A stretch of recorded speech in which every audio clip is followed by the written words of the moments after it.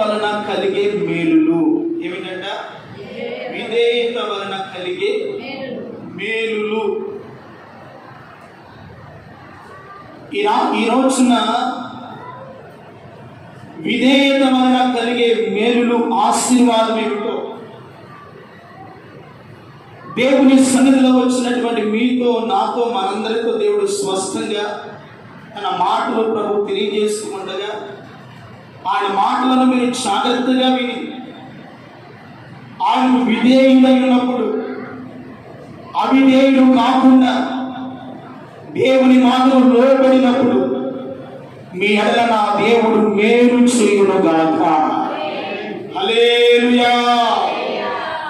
విధేయత వలన కలిగే మేలు. మూల వాక్యము అపోస్తుడైనటువంటి పౌలు గారు రోమా సంఘానికి రాసినటువంటి పత్రిక,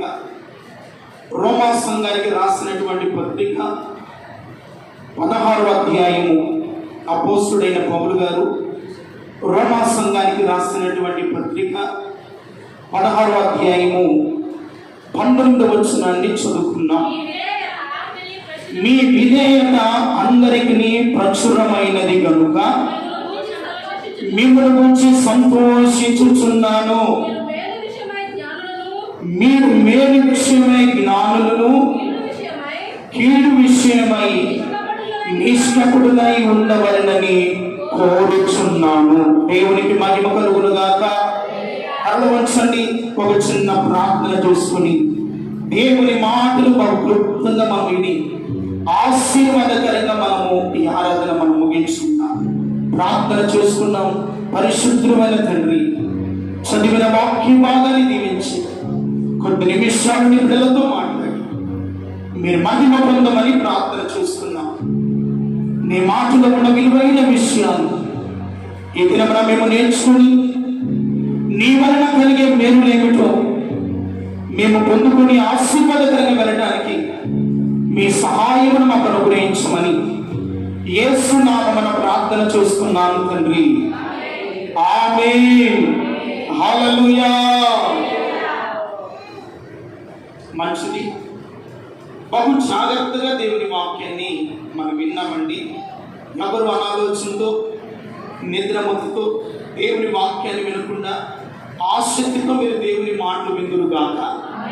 ఎలా వినాలి దేవుని మాట? ఆసక్తితో వినండి. దేవుడి మీ ఎడల ఆయన చేయవలసిన మేలు ప్రభువు తప్పకుండా ప్రభువే చేయునుగాక. అపోస్తలుడైన పౌలు రోమా సంఘానికి, ఆ సంఘంలో ఉన్నటువంటి విశ్వాసులతో చెప్తున్నటువంటి మాట ఏమిటంటే, మీ విధేయత అందరికీ ప్రచురమైనది కనుక మిమ్మల్ని గురించి నేను సంతోషిస్తున్నాను. బాగుంది. మీ విధేయత చూసాను, అది జనులందరికీ ప్రచురమైంది. అందును బట్టి మిమ్మల్ని బట్టి నేనేం చేస్తున్నాను? సంతోషించుచున్నాను. పౌలు గారు చెప్తున్నటువంటి మాట, మీ విధేయత వలన నేను సంతోషపడుతున్నాను అంటున్నాడు. తర్వాత మాట్లాడాడు, మీరు మేలు విషయమై జ్ఞానులను, కీడు విషయమై నిష్కపటులై ఉండవలెనని నేను కోరుచున్నాను. మేలు విషయమై మీరు ఎలా ఉండాలంట? జ్ఞానులై ఉండాలి. ఇతరులకు మేలు చేసే విషయంలో, ఇతరుల ఎల్లా మనము ప్రార్థన చేసే విషయంలో, ఇతరులకు మనము సహాయం చేసే విషయంలో ఎలా ఉండమంటున్నాడు? జ్ఞానులై ఉండి కీడు విషయమై నిష్కపటులై ఉండవలెనని నేను కోరుచున్నాను. ఒకవేళ ఎదుటివాడు మనకు కీడు చేయి, ఒక నిష్కపటమైన హృదయంతో ఆ వ్యక్తిని మనము ప్రేమించగలిగితే, ఆ వ్యక్తిని మనము ఆదరించగలిగితే, ఆ వ్యక్తిని వాక్యానుసారంగా మనము దీవించగలిగితే, మిమ్మల్ని బట్టి నాకేం కలుగుతున్నట్టున్నాడు? సంతోషము. విధేయత వలన కలిగే మేలులు. ఆ సంఘాన్ని గురించి అంటున్నాడు, మీ విధేయత ప్రజలందరికీ ప్రచురమైంది కనుక నాకు హృదయంలో ఏం కలుగుతుంది? సంతోషం. సేవకుడు ఒక కాపరి ఎప్పుడు సంతోషిస్తాడయ్యా అంటే, మీరు దేవునికి విధేయులైనప్పుడు, వాక్యానికి విధేయత చూపినప్పుడు, వాక్యానుసారంగా మీ ఆత్మీయ స్థితిని మీరు కట్టుకుంటున్నప్పుడు, వాక్యానుసారంగా నడవడానికి మిమ్మల్ని మీరు సిద్ధపరచుకుంటున్నప్పుడు, ఆత్మీయతలో మీరు ఎదుగుతున్నప్పుడు, దేవుని చిత్తాన్ని చేస్తూ ఉన్నప్పుడు, దేవునికి నమ్మకస్తులుగా ఉన్నప్పుడు, కాపరికి సేవకుడికి ఏం కలుగుతుంది? సంతోషము. దేవునికి మహిమ కలుగునుగాక. ఆ సంఘాన్ని చూస్తే పౌలు గారికి సంతోషము కలుగుతుంది. దేవుని బిడ్డలారా, ప్రభు రాకడ దినాల్లో మనం ఉంటున్నాం. దేవుని సన్నిధిలో మనము విధేయులమై ఉన్నప్పుడు కలిగే మేలు, కలిగే ఆశీర్వాదాలు ఏమిటో లేఖనాలలోకి వెళ్ళి మనం చూస్తే కొన్ని విషయాలు నేను తెలియజేసిన తర్వాత నేను వాక్యం చదవమన్నప్పుడు మీరు చదువుతురు. హెబ్రీయులకు రాసిన పత్రికలు అంటాడు 5వ అధ్యాయము 8వ వచనంలో, క్రీస్తు కుమారుడై ఉండి తాను పొందిన శ్రమల వలన ఆయన విధేయతను నేర్చుకున్నాడు. యేసు ప్రభువారు విశ్వాసులమైన మనకు, సంఘముగా పిలువబడుతున్నటువంటి మనకు ఒక మాదిరికరముగా ఉన్నాడు. ఎలాగయ్యా అంటే, ఆయన శ్రమల వలన ఏమి నేర్చుకున్నాడంట? విధేయతను నేర్చుకున్నాడు. ఒక వ్యక్తి ఎప్పుడు విధేయుడైతాడు? మనకు అన్ని బాగుంది అనుకోండి, మనకు ఆరోగ్యము, కుటుంబంలో సౌకర్యము, సమృద్ధిగా అన్ని ఫెసిలిటీలన్నీ మనం కలిగి ఉన్నప్పుడు దేవునికి విధేయులుగా బ్రతకగలుగుతామా? చెప్పండి. విధేయులుగా మనం ఏం చేయలేము, బ్రతకలేము. ఎందుకంటే నా జీవితము నా ఇష్టము. నేను దేవుడిని ఎందుకు విధేయుడు కావాలి? ఎందుకు ఆయన మాట వినాలి? ఆయన చెప్పింది ఎందుకు నేను చేయాలి అని కొన్ని గర్వ సంబంధమైనటువంటి మాటలు, ఒక అవినేత సంబంధమైనటువంటి జీవితం, ఒక అవినేత సంబంధమైనటువంటి ముచ్చట మనం చేస్తూ ఉంటాం. అదే శ్రమ కలిగితే, అదే బాధ కలిగినప్పుడు ఆ శ్రమల వచ్చులో తగ్గించుకొని విధేయత చూపిస్తూ దేవుని ఎదుగు వస్తాం. అంతేనా కదండి? అన్ని బాగున్నప్పుడు మనము దేవునికి లోపడము, విధేయులుగా బ్రతకలేము, దేవుని మాటను మనము వినలేము. ఒక వ్యక్తి ఎప్పుడు దేవుని మాట వింటాడంటే, శ్రమ కలిగినప్పుడు, రోగము వచ్చినప్పుడు, సమస్యలు వచ్చినప్పుడు దేవుని ఎందుకు వస్తాడు. నా కొరకు ప్రార్థన చేయండి, నేను ఈ సమస్యలో ఉన్నాను, ఈ సోదర వంశం ఉన్నాను అని తగ్గించుకొని ఎవరు ఎందుకు వస్తాడు? దేవుని ఎందుకు వస్తాడు. అందుకనే యేసు ప్రభువు ఈ కడవర కాలంలో జీవిస్తున్న మనందరికీ ఒక మాదిరిగా ఉన్నాడు. ఆయన శ్రమల వలన తండ్రి యొక్క ఏమి నేర్చుకున్నాడంటే విధేయతను నేర్చుకున్నాడు. దేవుని స్తోత్రం జరుగును గాక. కుమారుడని యేసయ్య విధేయుడయ్యను కనుకునే ఆయన భూపతులకును అధిపతులకును ఈ లోకమునకును ఆయన రాజుగాను, ఆయన ప్రభువుగాను, ఆయన ఏలికగాను మార్చబడి ఉన్నాడు. దేవునికి స్తోత్రం కలుగును గాక. హల్లెలూయా.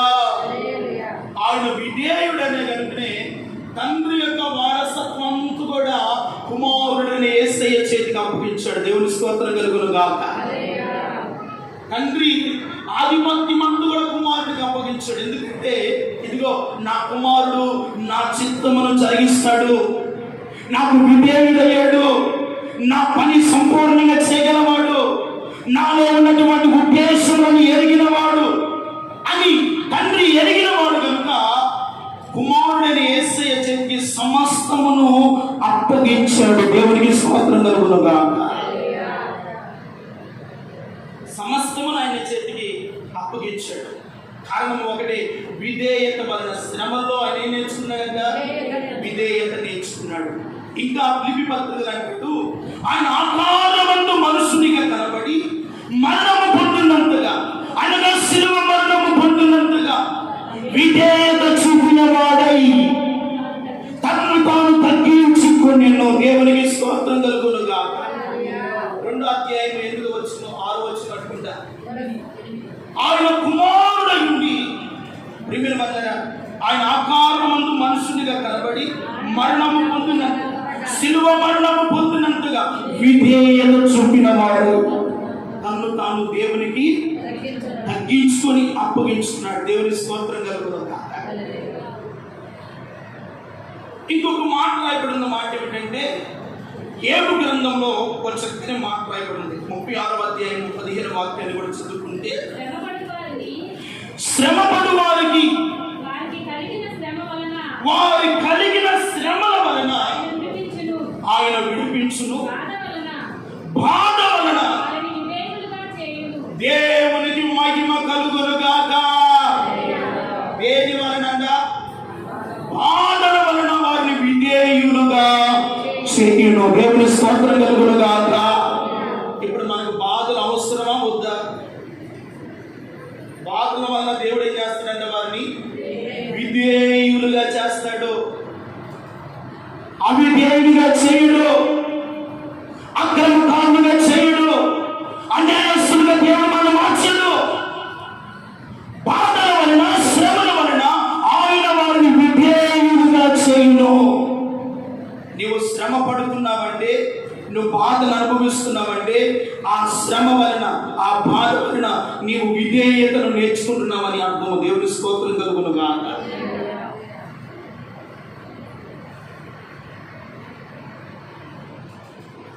ఆ యోబు గ్రంథంలో చక్కగా విలువైన మాట అండి. వారు శ్రమల వలన, శ్రమపడు వారిని, వారి కలిగిన శ్రమను ఆయన విడిపించును, బాధల వలన వారిని ఏం చేయనంట? విధేయులుగా చేయు. దేవుడు బిడ్డలారా, బాధల వలన ఒక వ్యక్తి ఏమవుతాడంట? విధేయుడు అవుతాడు. దావీదు అంటాడు, నేను శ్రమల పాలయ్యాను కనుకనే తీరుడనయ్యాను అంటాడు. దేవుని స్తోత్రం కలుగునుగాక. ఏమంటాడు? నేను శ్రమల పాలయ్యాను, నేను కష్టాల పాలయ్యాను కనుకనే నేనేమయ్యానంటే తీరుడనయ్యాను. 40వ కీర్తన మాట ఉంది. 40వ కీర్తన 15వ వచ్చినట్టు, నేను శ్రమల పాలునై తీరుడనై తిని. దేవునికి స్తోత్రం కలుగునుగాక. శ్రమల వలన ఏమయ్యాడంట? ధీరుడనయ్యాడు, విధేయుడనయ్యాడు. ఈ రోజున దేవుని బిడ్డలారా, ఈ రోజున నీకున్నటువంటి శ్రమ, ఈ రోజునటువంటి నీకున్న బాధ, ఈ బాధల వలన, ఈ సమస్యల వలన కుమారుడని యేసయ్య విధేయతను నేర్చుకున్నట్లుగా దేవుని సంగమా, నీకున్నటువంటి శ్రమను బట్టి, నీకున్నటువంటి బాధను బట్టి, నీకున్నటువంటి కష్టాన్ని బట్టి దేవుని సన్నిధిలో మీరు విధేయతను నేర్చుకోగలిగితే ఆ విధేయతలో ఉన్న ఆశీర్వాదము నా దేవుడిని అనుగ్రహించునుగాక. హల్లెలూయా. విధేయతలో ఏముందంట? ఒక మేలు దాచి ఉంచాడు, ఒక ఆశీర్వాదాన్ని దాచి ఉంచాడు. ఆయన శ్రమల వలన విధేయత, ఆయన మనుషునిగా కనబడి మరణము పొందినట్టుగా విధేయత చూపిన వాడై ఉన్నాడు. మీకు కలిగిన బాధల వలన ఆయన మిమ్మల్ని విధేయులుగా చేయని యోబు గ్రంథంలో అంటున్నాడు.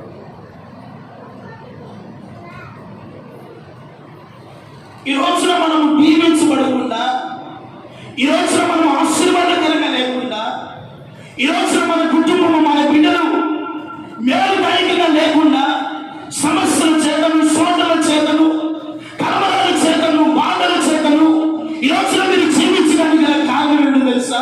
ఎన్ని దినాలైందో దేవునికి మీరు విధేయులయ్యారు. దేవుని మాటలు విని ఎంతకాలం అవుతుందో. మందిరానికి వస్తున్న వాక్యాన్ని వింటున్నావు కానీ వాక్యానికి ఎప్పుడైనా విధేయత కలిగి జీవిస్తున్నారా? వాక్యానికి లోబడగలుగుతున్నారా? వాక్యానుసారంగా నడవడానికి సిద్ధపడగలుగుతున్నారా?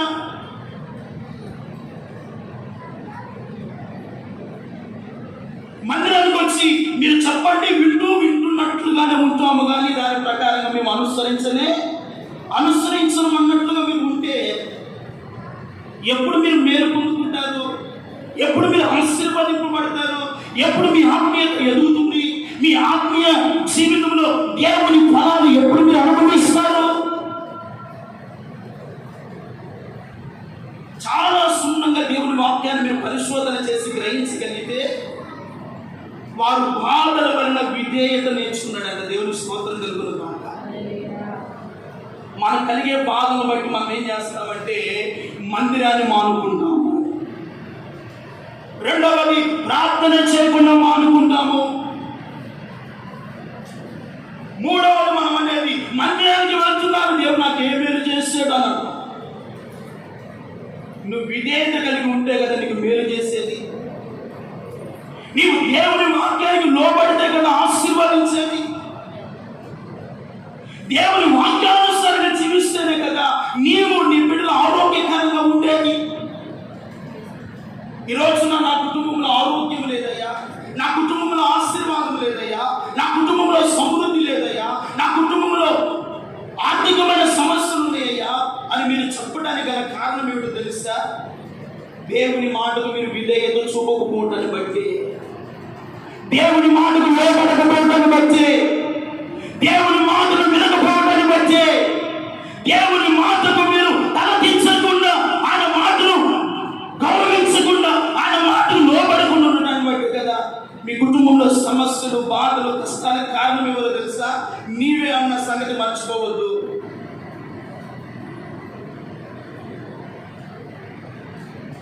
దేవుడు మనల్ని అన్యాయంగా శిక్షించే దేవుడు కాదు.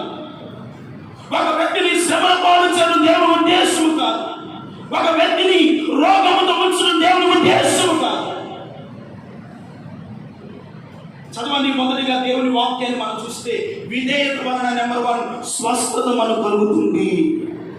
ఏం కలుగుతుందంట? విధేయత వలన ఏం కలుగుతుందంట? స్వస్థత కలుగుతుంది. చదవండి, నిర్గమాకాండ గ్రంథం 15వ అధ్యాయం 26వ వచనాన్ని మనకు ఎన్నోసార్లు పరిచయమైన వారి మాట. నీ దేవుడైన యెహోవా వాక్కును శ్రద్ధగా విని ఆయన దృష్టికి న్యాయమైనవి చేసి,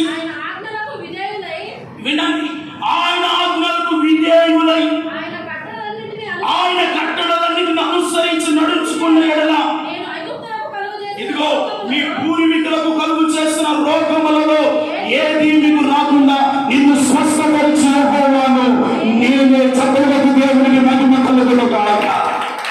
హల్లెలూయా. నా మాటలు మీరు శ్రద్ధగా విని నా ఆజ్ఞలకు లోబడితే, విధేయులైతే, ఇదిగో మీ పూర్వీకుల దినాలు ఐగుప్తు దేశంలో సకల రోగములు అవి మీ మీదకు రాకుండా మిమ్మల్ని స్వస్థపరిచి యెహోవాను నేను. ఈరోజు నా రోగం ఏమంటే రోగం, శ్రమ ఏమంటే శ్రమ. కారణం ఏమిటో తెలుసా? దేవుని మాట వినకపోవటాన్ని బట్టి, దేవుని మాటకు లోబడకపోవటాన్ని బట్టి, దేవునికి విధేయుడుగా జీవించకపోవటాన్ని బట్టి ఈ రోజున నీ రోగముగానే ఉంటుంది, నీ బలహీనగానే ఉంటుంది, నీ సమస్యగానే ఉంటుంది, మీ కుటుంబాల్లో కలవరాలుగానే నిలిచిపోతున్నాయి, మీ కన్నీళ్ళుగానే ఉంటుంది. కారణం ఏమిటో తెలుసా? ఆయన మాటకు మీరు విధేయత చూపించి ఆయన కట్టడలను, ఆయన ఆజ్ఞలను అనుసరించి నడిచిన ఎడల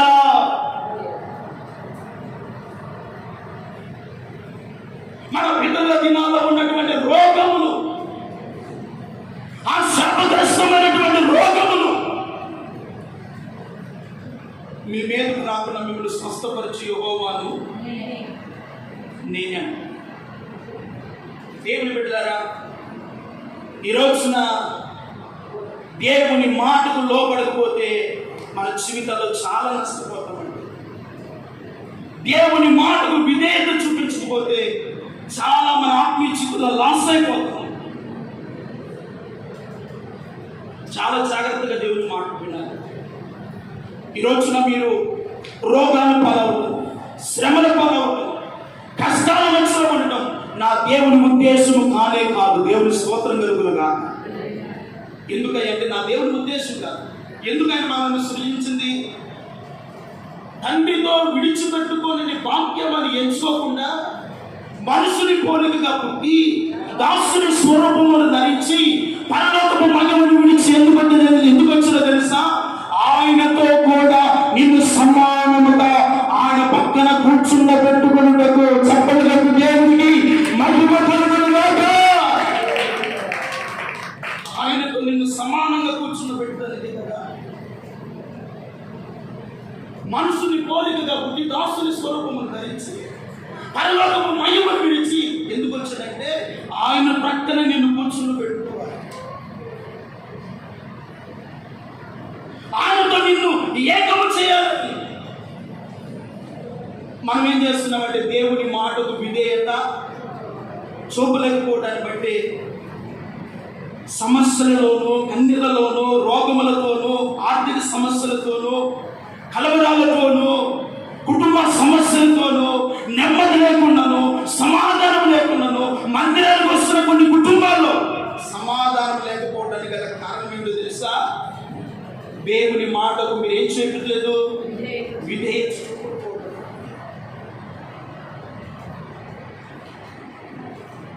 దేవుని మాటను మనం వింటే అంత ఆశీర్వాదం అండి.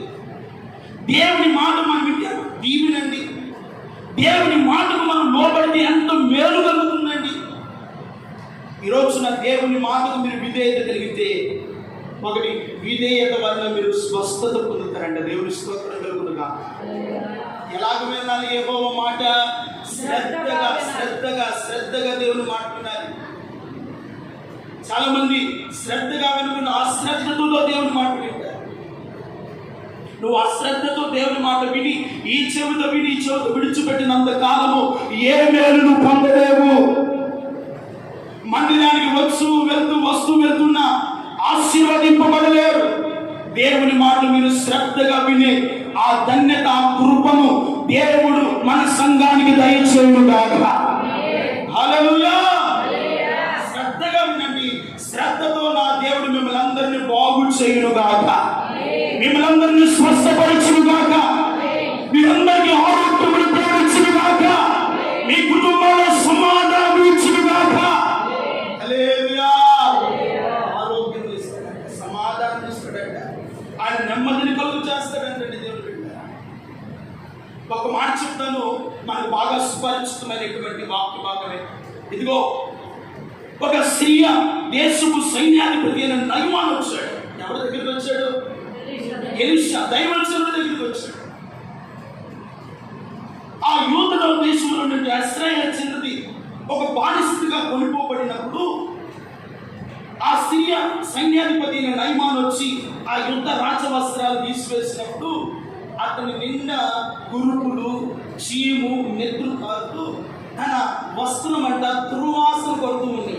ఎందుకంటే కుష్టి రోగం. ఆ పరిస్థితిని ఎవరు చూశారంటే ఆ చిన్నది చూసింది. దేవునికి స్తోత్రం కలుగునుగా. ఆ చిన్నది చూసి దైవజనుడు గురించి చెప్పి, అమ్మా, మన ఏలిన వాడు, మన యజమానుడు ఇదిగో సోమరంలో ప్రవక్తున్నాడు, దైవ సేవకుడున్నాడు, ఆయన దగ్గరికి వెళ్తే మన యజమానుడుకున్న కుష్టి రోగము బాగుపడుతుంది. దేవుని స్తోత్రం కలుగునుగా. ఆ చిన్నదాని మాట విని చిన్నదాని చెప్పినట్లుగా రాజు దగ్గర ఒక తీర్మానాన్ని తీసుకొని సిరియా దేశం నుండి సోమ్రోను దేశానికి వెళ్ళాడు. ఎవరో? నయమాను యుద్ధం చేసిన వాడు, మంచి పరాక్రమం కలిగి మంచి సైన్యాధిపతి. అతని ముందు ఏ రాజ్యాలైనను ఓడిపోవాల్సింది. అంత పరాక్రమం కలిగినటువంటి యుద్ధ నేర్పరి కలిగిన వాడు ఈ నయమాను. వెళ్ళాడు. అతను అనుకున్నాడు, ఆ దైవజనుడు నా ఎదుగు వచ్చి నా మీద చేయి పెట్టి, నా శరీరం మీద చేయి వచ్చి, తన చెయ్యి ఆడించి నాతో మాట్లాడి నన్ను బాగు చేస్తాడు, నన్ను స్వస్థపరుస్తాడని ఆనందంతో వెళ్తే ఆ దైవజనుడు బయటకు రాకుండా ఇదిగో అతను వెళ్ళి యోర్దాను నదిలో 7 మార్లు మునిగి స్నానం చేయమని చెప్తే వాడి రోగము బాగుపడుతుందని దైవజనుడు చెప్పాడు.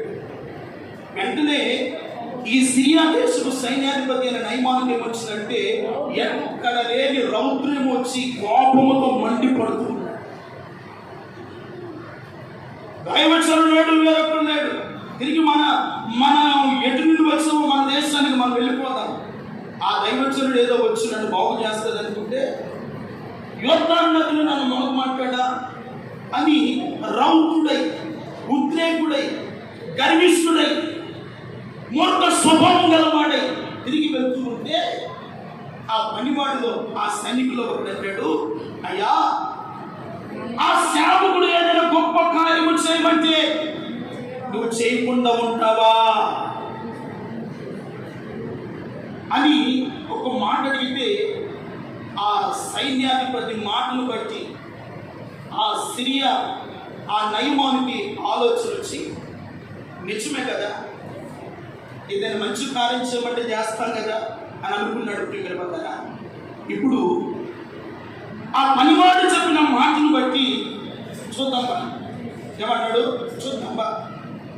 అతను చెప్పినట్లుగానే నేను శుద్ధుడనైతే మనం ఇవ్వాల్సిన ఇచ్చి మనం వెళ్దాము. ఒకవేళ అతను చెప్పింది కానీ జరగకపోతే తర్వాత చూద్దాంపా అని లోబడి వెళ్ళాడండి. ప్రియమైన వాళ్ళారా, ఆ దైవజనుడు చెప్పాడు, నీవు యోర్దాను నదిలో 7 మార్లు మునిగి లెగవమన్నాడు. ఆ సేవకుని యొక్క మాటను బట్టి యోర్దాను నదిలోనే కదా వెళ్ళి మునిగితే ఏమవుతుంది అనుకొని వెళ్ళి, ప్రియమైన వాళ్ళారా, ఆ రాజు అన్నాడు మన దేశంలో నదులు లేవా? మన దేశంలో స్నానం చేస్తే బాగుపడదా? ఇక్కడ స్నానం చేస్తే బాగుపడతామని రౌద్యుడై, చాలా భయంకరుడై, చాలా కోపపడుతూ ఉన్నాడు. అది రాజుల 2వ గ్రంథము 5వ అధ్యాయము 12వ వాక్యం ఒకసారి చదవండి. దమస్క నదులైన అబానయము ఇశ్రాయేలు దేశములో వాటన్నిటికంటే అవన్నిటికంటే శ్రేష్టమైనవి కావా? వాటిలో స్నానం చేస్తే నేను శుద్ధుడనొందలేనా అనుకొని రౌతుడై తిరిగి వెళ్ళిపోయాను. అయితే ఒకడు వచ్చి, నాయనా ఏదైనా గొప్ప కార్యము చేసేమని నీవు చేయకుందువా? దేవునికి స్తోత్రం కలుగును గాక. ఆలోచించాడు, వెళ్ళాడు, యోర్దాను నదిలో మునిగాడు. ప్రియమైన వాళ్ళారా, 1 సారి 2 సార్లు 3 సార్లు ఇలాగూ మునుగుతూ లేగుతూ ఉన్నాడు. ఎప్పుడైతే 7వ సారి మునిగి లేచాడో అతని దేహము పసిపిల్లల దేహము వలె శుద్ధుడై బాగుపడ్డాడు. దేవునికి స్తోత్రం కలుగును గాక. హల్లెలూయా. అంటే విధేయత కలిగి ఉన్నప్పుడు నయమానికి ఏం కలిగింది? స్వస్థత. దేవునికి స్తోత్రం కలుగును గాక. నీవు దేవుని మాటకు, సేవకుని మాటకు విధేయత కలిగి జీవిస్తే నీ రోగము నుండి, నీ సమస్యల నుండి నీకు సంపూర్ణమైన స్వస్థత, క్షేమము, విడుదల నా దేవుడు కలుగు చేయును గాక. హల్లెలూయా. మనకు నిదర్శనమే నయమాను. అక్కడ విధేయత చూపించాడు, లోబడ్డాడు, తన గర్వాన్ని అణుచుకున్నాడు, యోర్దాను నదిలోకి వెళ్ళాడు, మునిగాడు, శుద్ధుడై బాగుపడ్డాడు. దేవుని స్తోత్రం కలుగును గాక. నువ్వు బాగుపడాలి, మీ కుటుంబము దీవించబడాలి, మీ బిడ్డలు ఆశీర్వాదకరంగా ఉండాలి, మీ బిడ్డలు, మీ కుటుంబము సుఖ సంతోషాలతో ఆనందకరముగా ఉండాలి అంటే నా దేవుని మాటలను శ్రద్ధగా విని విధేయత కలిగి ఆయన కట్టడలను అనుసరించి నడుచుకుంటే నా దేవుని మాటను బట్టి అని చెప్తున్నాడు, విధేయత మీకు స్వస్థత కలుగును గాక. హల్లెలూయా.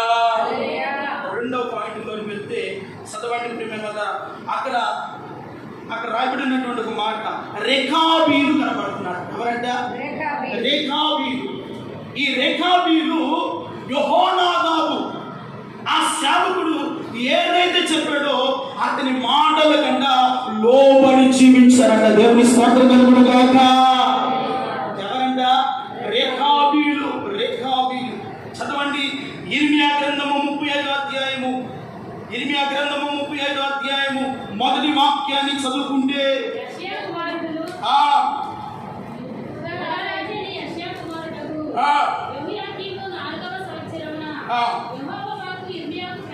యెహోవా వాక్కు ఇర్మియాకు ప్రత్యక్షమై ఇలాగూ సెలవిచ్చాడు,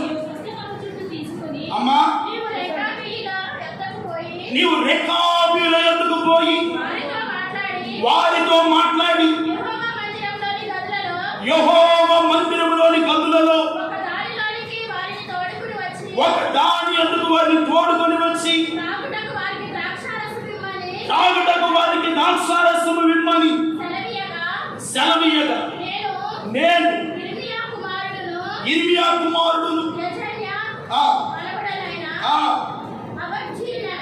అబజ్జీలైనను ఆ అతని సహోదరులను అతని కుమారులందరినీ అనగా రేకాబీల కుటుంబీకులందరినీ తోడుకొని వచ్చి తిని యెహోవా మందిరములో లేకపోతే 7వ వచనం చదవండి.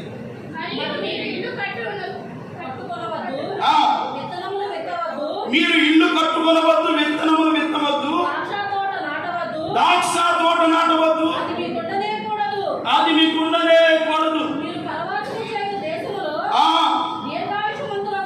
మీరు దీర్ఘాయుష్మంతులగునట్లు మీ దినములన్నీ గుడారములోనే మీరు నివసింపబడినవి.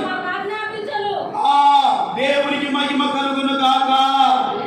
ఎక్కడ నివసించారంటే వారు గుడారములోనే నివసించమని వారికి ఆజ్ఞాపిస్తూ ఉన్నాడంట. ప్రియమైన వాళ్ళరా, ఈ రేకాబీలు దేవుని మాటకు విధేయత కలిగిన వారు, దేవుని మాటకు లోబడిన వారు.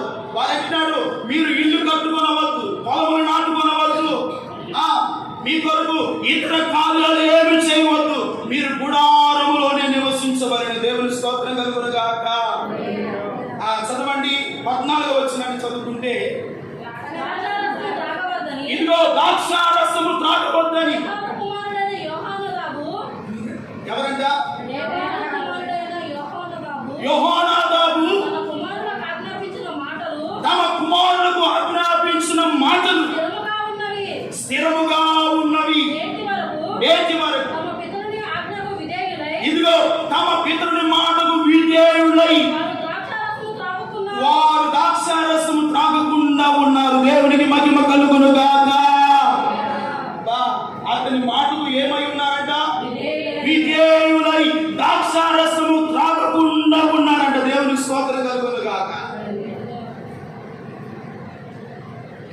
ఆ యెహోనాదాబు యొక్క మాటకు వారు లోబడి ఆయన ఆజ్ఞలను విని వారు ఏదైతే ప్రవక్త ద్వారా దేవుడు తెలియజేస్తాడో ఆ మాటల కంట వారు ఏమయ్యారంట?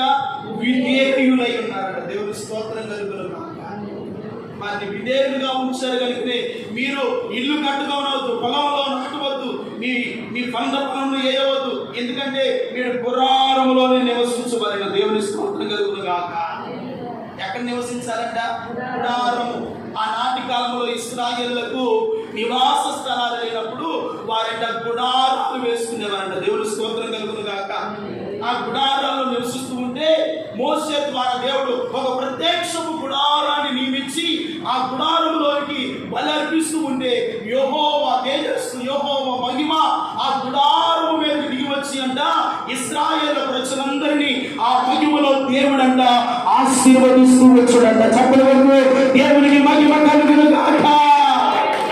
ఆ గుడారములో మేఘములో నుండి ఇశ్రాయేలును ఆశీర్వదిస్తూ వచ్చాడు. అందుకనే దేవుడు వారికి చెప్పాడు, నేను మీ కొరకు వాగ్దాన దేశాన్ని నియమించాడు. ఒక పాలుకేరుడు ప్రవహించు దేశంలో మీరు సుఖ సంతోషాలతో సౌఖ్యముగా మీరు మీ సంతతి ఆశీర్వాదకరంగా ఉండాలి. ఆ దేశం అంట రమ్యమైన దేశము, ఆశీర్వాదకరమైన దేశము. ఆ దేశంలో పాలు ప్రవహించే వాగ్దాన దేశాన్ని దేవుడు ఇచ్చాడు. కనుకనే వారికి అంటున్నాడు, మీరు ఇల్లు కట్టుకొనవద్దు, గుడారాల్లో ఉండవద్దు, ఇదిగో పొలం నాటుకొనవద్దు, నేను మీ కొరకు గుడారాన్ని ఏర్పాటు చేశాను. దేవుని స్తోత్రం కలుగును గాక. అందుకని వారు ద్రాక్షారసమునైనను మద్యమునైనను పానం చేయకుండా ఆ యెహోనాదాబు చెప్పిన ఆజ్ఞలకు విధేయులై బ్రతికారు. దేవుని స్తోత్రం కలుగును గాక. ఆ రేకాబీల సంతతినంట అక్కడ 12 వచనాలు ఉంటాయని తర్వాత ఇంటికి వెళ్ళిన తర్వాత చదవండి. ఆ సంతతిని, వారి పిల్లలను, వారి భార్యలను సర్వశక్తి కలిగిన దేవుడు మేలుతో ఆశీర్వదించాడంట. దేవుని స్తోత్రం కలుగును గాక. గొప్ప ఆశీర్వాదంతో వారు దీవించారు. ఎందుకంటే రేకాబీలు ఇదిగో ఆ సేవకుని మాటకు ఏం చేస్తారంట?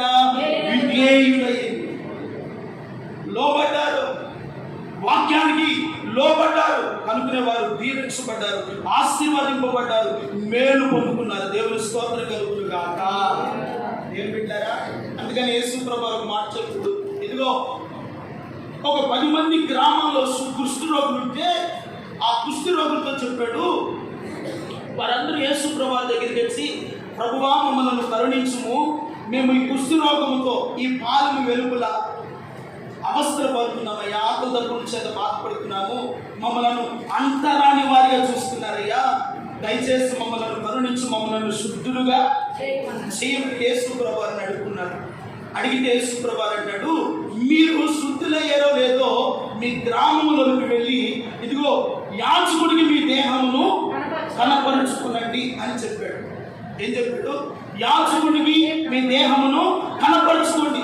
యాజకుడు మీ దేహాన్ని చూసి మీ రోగము శుద్ధి అయిందో లేదని నిర్ధారించుతాడు. నిర్ధారించిన తర్వాత మీరు శుద్ధులైన తర్వాత అక్కడ మోసే నియమించిన కాంపులు మీరు సమర్పించాలి అని చెప్పగానే ఈ 10 మంది వెళుతూ ఉండగానే, మార్గములో ఉండగానే, ప్రియమైన వాళ్ళరా, వారు వెళుతూ ఉండగానే వారి దేహంలో ఉన్నటువంటి కుష్ఠు రోగము నుండి వారు శుద్ధులుగా మార్చబడ్డారు. దేవుని స్తోత్రం కలుగును గాక. వారు అనాల్సిన మాట ఏదో తెలుసా? నువ్వు చనిపోయిన వారిని బ్రతికిస్తున్నావు, కుంటి వారిని నడిపిస్తున్నావు, ఇదిగో 38 సంవత్సరాల నుండి ఆ కోనేటి దగ్గర పడి ఉన్న వారిని లేవనెత్తావు, నీవు మమ్మల్ని ముట్టి బాగు చేస్తావనుకుంటే మోసే ఇదిగో దైవజనుడి ఎదుగుతుంది మా దేహములను కనపరుచుకోమని చెప్తున్నామని వారు అపనమ్మకముతో దేవుని మాటను ధిక్కరించి విధేయత చూపకుండా అక్కడ నిలిచి ఉన్నారనుకోండి, వాళ్ళు బాగుపడుకోలేరా? చెప్పండి, బాగుపడే వాళ్ళు కాదు, వారి జీవితం అలాగే ముగించేదే. యేసు ప్రభువు చెప్పాడు, యాజకుని ఎదుగు బయలుదేరుతూ ఉండగానే, వారి మార్గంలో ఉండగానే వారి దేహంలో శుద్ధిగా మార్చబడ్డారు. దేవుని స్తోత్రం కలుగును గాక. శుద్ధులైంది ఎంతమంది? 10 మంది శుద్ధులయ్యారు. 10 మంది వెళ్ళారు, 10 మంది శుద్ధులయ్యారు. కానీ ఒక్కడు మాత్రమే దేవుని మాటలు లోబడి యాజకుని వెళ్ళి దేహాన్ని కనపరచాడు. ఇప్పుడు కొట్టు చప్పట్లో దేవునికి మహిమ కలుగును గాక. ఈ రోజున చాలా మంది ప్రభు దగ్గరికి వస్తారు, బాగుపడిన తర్వాత ఎప్పుడు కూడా కనపడదండి.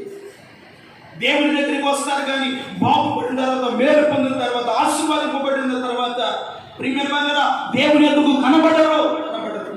అయితే ఒక్కడ మాత్రము వాడికి శుద్ధుడై బాగుపడి ఉండేదో చూసి యాజకుని ఎందుకు వెళ్ళి తన దేహాన్ని కనపరిచాడు. దేవుని స్తోత్రం కలుగును గాక. వారిని బట్టి దేవుడు సంతోషపడ్డాడంట. దేవుని స్తోత్రం కలుగును గాక.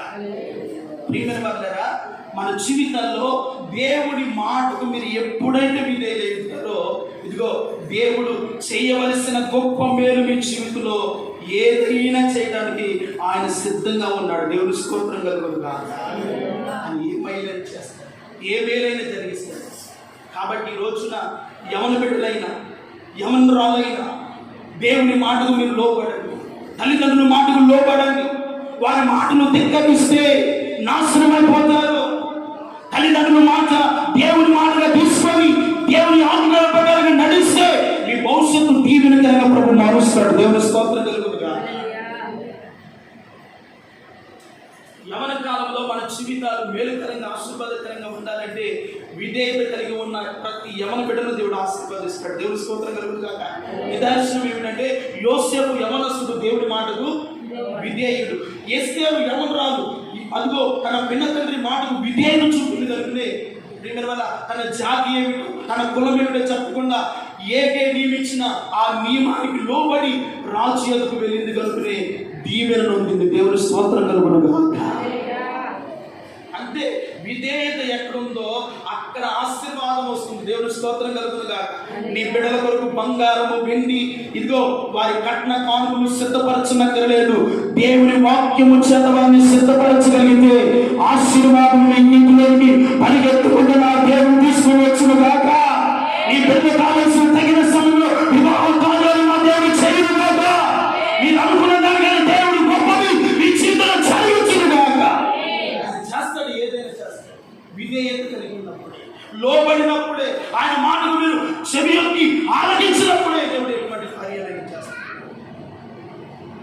విధేయత చూపకపోతే దీవించబడలేము, ప్రియమైన ఆశీర్వదింపబడలేమండి. దేవుని మాటకు లోబడినప్పుడే మనం దీవించబడతాం, ఆశీర్వదింపబడతాం. కనుక ఈ రోజున ఆత్మదేవుడు మీతో మాట్లాడుతుండగా ఆయన మాటలు మీరు లోబడి ఉండితే ఎంత ఆశీర్వాదం, ఎంత మనోహరమో దేవుని మాటల్లో ఉన్నటువంటి సారాంశాన్ని ఈ రోజున మీరు గ్రహించండి.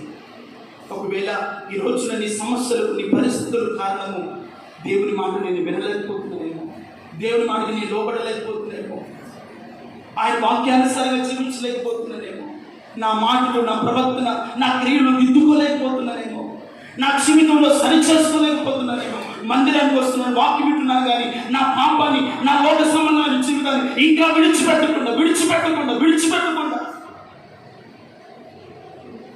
దేవుని మాటకు విధేయత చూపకుండా అలాగే నువ్వు జీవించినంత కాలము ఏ ఆశీర్వాదం మీరు పొందుకోలేరు దేవుని బిడ్డలారా, ఏ దీవెన మీరు అనుభవించలేరండి. దేవుడు మీతో మాట్లాడుతున్నాడు, చాలా జాగ్రత్తగా ఉన్నారు. ఆయన తండ్రికి విధేయుడైగలిగితే తండ్రి సమస్తమును కుమారుని చేతికి అప్పగించాడు. మనం ఆయనకి విధేయమైతే మనకు ఏ ఆశీర్వాదం కావాలన్నా దేవుడు మనకి ఇస్తాడు. దేవుని స్తోత్రం. ఏ దీవెన కావాలన్నా దేవుడు ఇస్తాడు. ఈరోజున నువ్వు పడుతున్న సమస్యలు, బాధలు, కష్టాలు ఇవన్నీ దేవుని ఎదుట ఏ మాత్రమే ఎనదగినవి కాదు. నీ బలహీనతను ఒక క్షణంలో దేవుడు తీసివేయగలడు. ఎందుకంటే ఇంకా నువ్వు మార్చబడాలని, ఇంకా దేవునికి నువ్వు దగ్గర కావాలని, ఇంకా దేవునికి మీరు సమీపస్తులుగా బ్రతకాలని, ఇంకా దేవుని వాక్యానికి లోబడాలని కొన్ని సందర్భాల్లో బలహీనతలు వస్తాయి, శోధనలు వస్తాయి, శ్రమలు వస్తాయి. ఇవన్నీ కూడా దేవునికి తెలుసా, విధేయత వలన దేవునికి నువ్వు దగ్గర అవ్వతావు అని. దేవుని స్తోత్రం కలుగునుగా. ఈ శ్రమల వలన, ఈ అవమానాల వలన, ఈ నిందల వలన, ఈ ఎదురవుతున్నటువంటి పరిస్థితుల వలన మీరు ఎవరికి దగ్గర అవ్వాలి? దేవునికి దగ్గర అవ్వాలి, వాక్యానికి దగ్గర అవ్వాలి, మందిరానికి దగ్గరగా జీవించాలి, దేవునికి సమీపస్తులుగా బ్రతకాలి. దేవునికి ఎంత దగ్గరగా మీరు బ్రతుకుతారో అంత ఆశీర్వాదం, అంత మేలు మీరు పొందుకుంటారు, ఆశీర్వదింపబడతారు. ఆ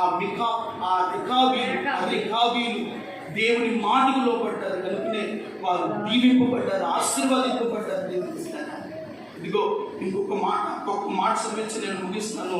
హెబ్రీ పత్రిక 5వ అధ్యాయం 10వ వచనంలో అంటాడు,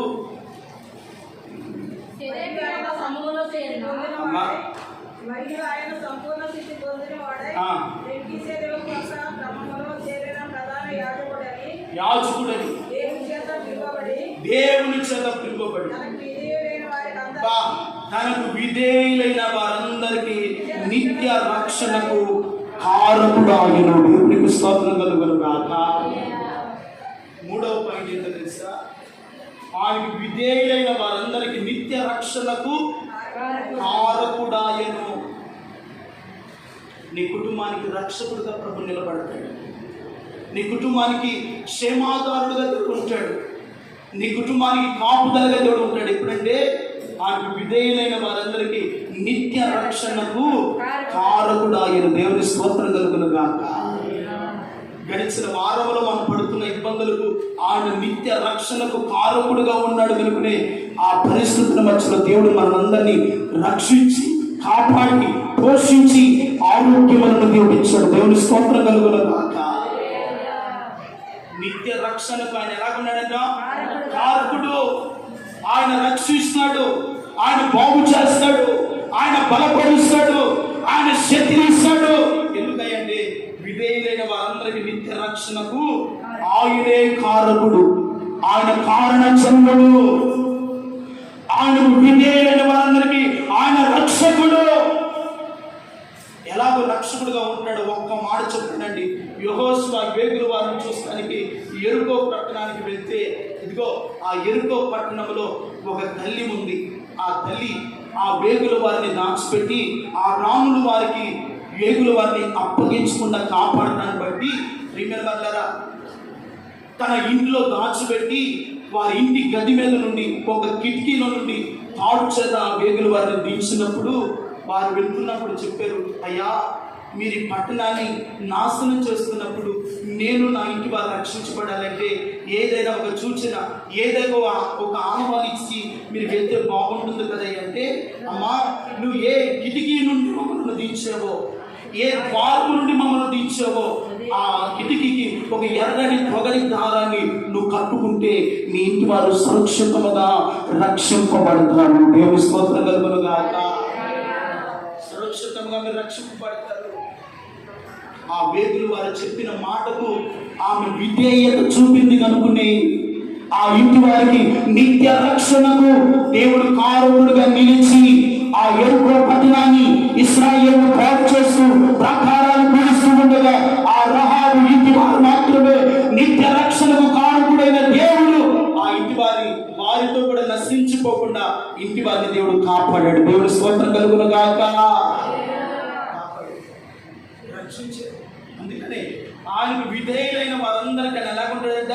నిత్య రక్షణకు కారకుడుగా ఉంటాడు. ఆమె విధేయత కలిగి ఉంది కనుక ప్రేమలు కదా. ఆ దారాన్ని ఏ కిటికీ కట్టమందో ఆ కిటికీ కాకుండా ఇది ఒక గుమ్మం పెద్దగా ఉంది, గుమ్మాన్ని కడతానని గుమ్మాన్ని కట్టిందా? లేదు. వారు ఏ కిటికీకి అయితే దించావో ఆ కిటికీకే ఈ ఎర్రని పొగడి దారము కట్టుకో. ఆ దారము ఒక సూచనగా ఉంటుంది, ఒక సూచనగా నియమించాను అని చెప్పగానే ఆ ఇంటి వారిని ప్రియమైన వారు ఆ పట్టణాన్ని వారు నాశనం చేసుకుండగా ఆ రహాబు ఇంటి వారి అన్నదమ్ములు, అక్క చెల్లెలు, తన తల్లిదండ్రులు అందరూ కూడా ఆ ఇంటిలో సురక్షితంగా రక్షింపబడ్డారు. దేవుని స్తోత్రం కలుగును. రాబోయే శ్రమ దినమైన, రాబోయే ఉపద్రవం దిన, రాబోయే ప్రభు రాకడలో మీరందరూ రక్షింపబడాలి, కాపాడబడాలి. మీరు మీ బిడ్డలు ఉగ్రత పాలు కాకుండా రక్షింపబడాలి అంటే రహాబు వేశ్యవలే ఆయన మాటకు విధేయులై ఉన్నప్పుడు ఆయన మీ కుటుంబాలను నిత్య రక్షణకు కారకుడుగా నిలుచునుగాక. నిత్య రక్షణకు కారకుడుగా మీ ముందుండి మీ ఎడల దేవుడు బలమైన కార్యములు జరిగించునుగాక. ఆయన నిత్య రక్షణకు కారకుడుగా ఉంటాడు. ఒకటి విధేయత వలన కలిగే మీరు, ఒకటి స్వస్థత కలుగుతుంది. రెండవది విధేయత వలన ఒక ఆశీర్వదింపబడతారు, విధేయత వలన రక్షింపబడతారు. దేవుని స్తోత్రం కలుగును గాక. ఆయన రక్షణ, ఆయన సమాధానం మీరు అనుభవించాలి. యేసయ్య శ్రమల వలన విధేయత నేర్చుకుని ఆయన అంతగా తగ్గించుకున్నారు. ఏం పోయిందండి? తగ్గించుకున్నాం. కోపాలు, గర్వము, అహంకారము ఇవన్నీ కూడా మనం ఏం చేస్తాయి? నాశనం చేస్తాయండి. అందుకనే నాశనానికి ముందు గర్వము, పడిపోవటకు ముందు అహంకారము. ఎందుకండి? ఈ లోకంలో బ్రతికే 4 రోజులు దేవుని మాటకు విధేయులుగా బ్రతుకుదుము గాక, లోబడి బ్రతుకుదుము గాక, ఆయన ఆశీర్వాదం బ్రతుకుదుము గాక, ఆయన పాదాల ఆయన రాజ్యములో ఆయనతో ప్రక్కన కూర్చున్న కృపను సంపాదించుకుందుము గాక. చాలు, ఆయన ప్రక్కన కూర్చున్న భాగ్యం సంపాదించుకుంది, అది చాలండి. అది ధన్యత మనకి. ఈ లోకములో పేరు ప్రఖ్యాతుల కోసం ఏదో సంపాదించాలని ప్రియమైన గర్వము, అతిశయాల వల్ల ఎన్ని కుటుంబాలు పడిపోతున్నాయి, ఎన్ని కుటుంబాలు విడిపోతున్నాయి, ఎన్ని కుటుంబాల్లో ప్రేమ బంధాలు లేకుండా, సమాధానం లేకుండా జీవిస్తున్న కారణం